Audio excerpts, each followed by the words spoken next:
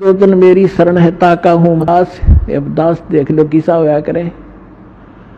दास किसे कहते हैं, दास की परिभाषा सुनाता हूं। एक बार अब्राहिम सुल्तान अधम जो राजा था, उसने घर त्याग दिया था, परमात्मा की कृपा से घर त्याग दिया था और वो किसी चला गया, एक आश्रम में रुक गया।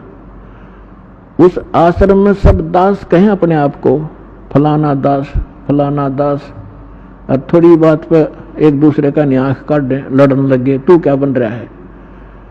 तब अब्राहिम सुल्तान अधम जिसकी दास कथा सुनाने जा रहा है, इसका थोड़ा सा लिंक बीच में और आ गया।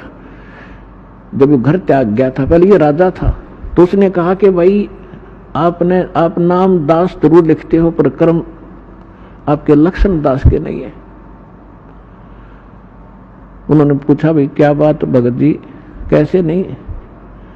उन्हें पता था कि राजा था और ऐसे राज त्याग करा है। तो उसने कहा कि जब मैं राजा था हम गुलाम लाते थे, गुलाम दास, तो मैंने, क्योंकि धार्मिकता मेरे अंदर थी, मैं गुलामों का ध्यान बहुत रखता था, कोई इसको कष्ट ना हो, तो मैंने उससे पूछा कि भी गुलाम आदमी पहले मनुष्यों को मोल लिया करते, गुलाम जैसे आजकल पशुओं को लाते हैं, राजा लोग या सेठ साहूकारों के वहां वो नौकर रहा करते थे, उनको जो मर्जी झूठा कुटा टुकड़ा दे दिया, उनकी सब स्वतंत्रता समाप्त हो जाती थी और जो यस जो कह दिया वही करते थे, आगे यस कर सकते थे, नो नहीं, और उनकी सौ इच्छा कुछ नहीं होती थी गुलाम की।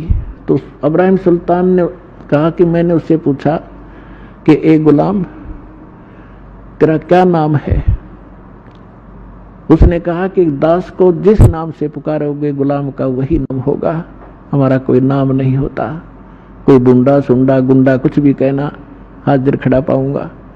आपको कौन सा भोजन रुचिकार है।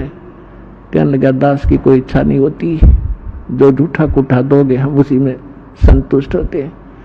तो पुण्यात्माओं कहने का भाव ये है कि वो दास और अपने मालिक के सामने जो आज्ञा होते ही सब कुछ लिए खड़ा रहता है, उसको दास कहते हैं। तो कबीर साहब कहते हैं कि जो जन मेरी शरण है और ताका हूं मैं दास, और गेल गेल ला गया फिरो जब तक धरती आकाश।